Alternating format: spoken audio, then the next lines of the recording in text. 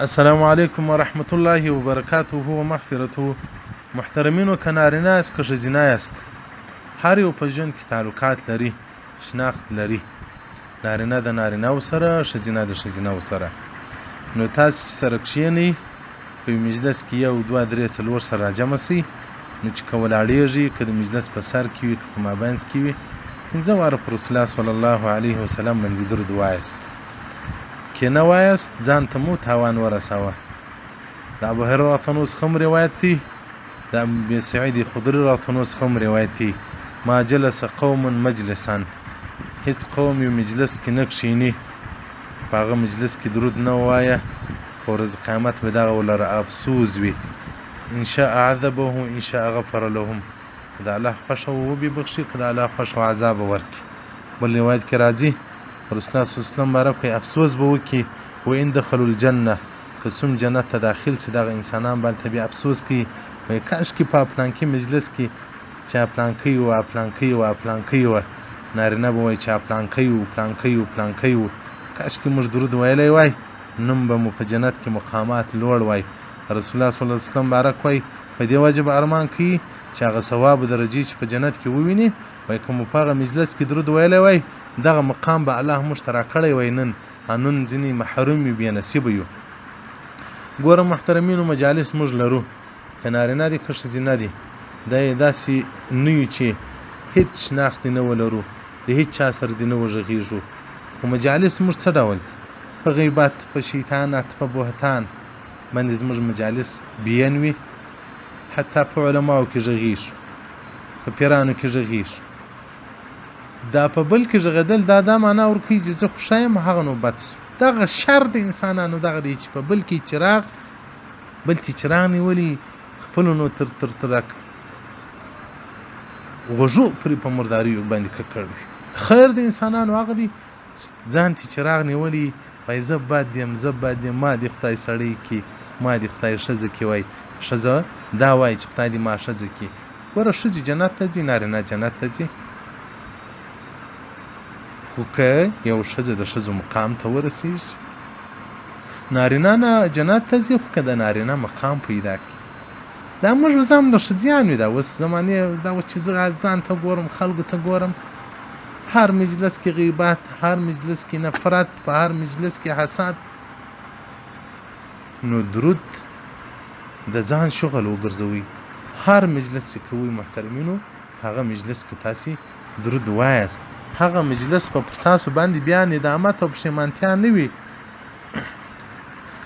او دغه رنګه سفیان ثوری رحمت الله علیه مبارک وایي طواف مې کاوه، یو ځوان چې قدم پورته کړي هم وایي اللهم صل علی محمد وعلى آل محمد، چې پښه ایږدي هم دغه درود وایي.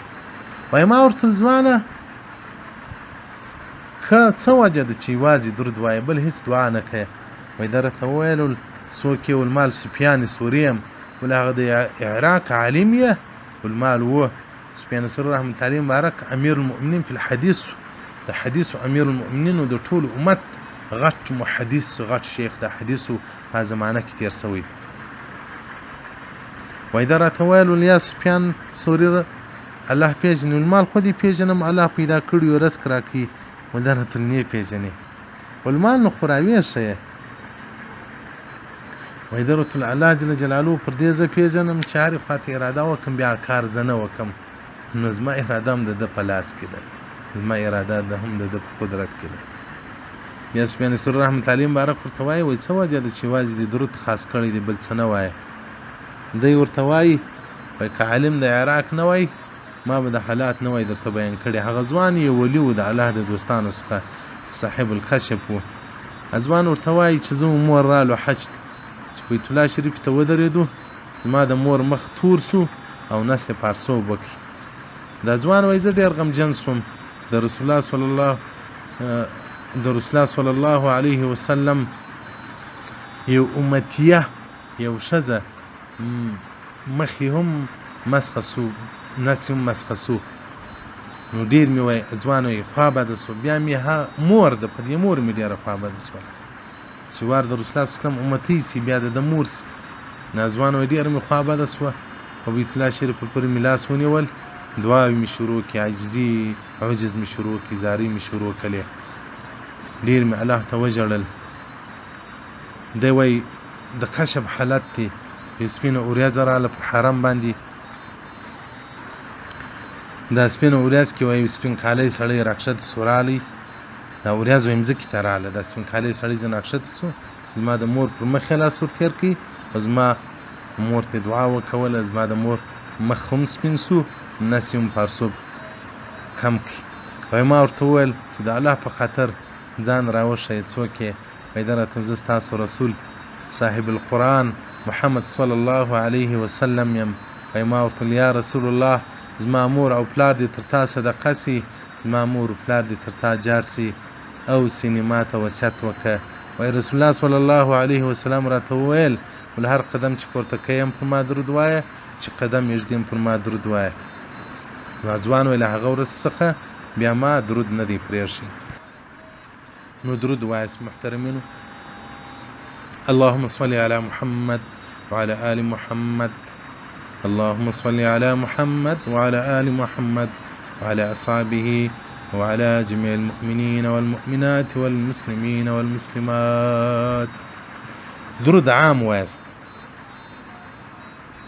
اللهم صل على محمد وعلى آل محمد وعلى أصحابه وعلى جميع المؤمنين والمؤمنات والمسلمين والمسلمات ذك رسول الله صلى الله عليه وسلم فرمایي وی الله جل جلاله وایي وی کوم زما پر مخلوق رحم وکړي په تاسو به رحم وکړم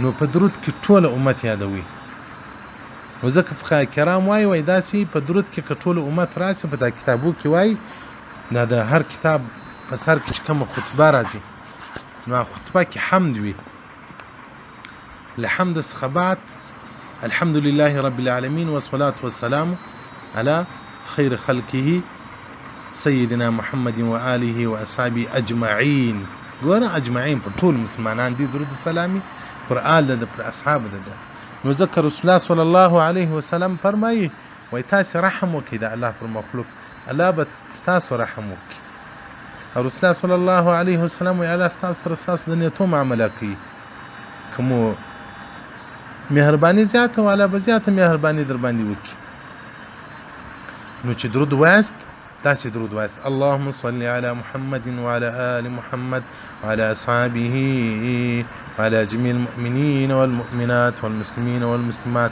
یا به ان شاء الله الرحمن زدا سي جامع درودونه درواستم چې هغه به ټول امت باندې رحمي ځکه هر امت ته ثواب رسیږي دغه درجه په لوړیږي د هر امت په اندازه باندې ستا په عمل نامه کې نیکی راځي نو د خپل ځان په خاطر باندې دا درود عام وایست الله جل جلاله دې زموږ تاسو عملنامې په درود باندې مزینی او شایسته وګرځي الله جل جلاله دې مو په ورځ د قیامت د الله جل جلاله په حضور کې هم د اللهم صل علی محمد وعلى آل محمد په صوت په आवाज باندې راپورته کې ډیر درود ویل د مدینه د جانان سره محبت اضافه کوي مینه اضافه کوي الله دې د مینه را نصیب کړي کده د مینه او محبت را سره نجات پر الله راکړي او کده د مینه او محبت نور سره بیا نو چې د دوزخ په هر شله باندې ورکشي وتلو پر هغه شله باندې به ور روانو حدیث رقم 295 سبحان نمبر 121